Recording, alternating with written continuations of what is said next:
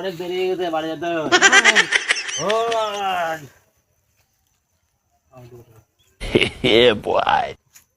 আরেকটাখানে দেখছি না রে। ওই তো ও টার্গেট আছে।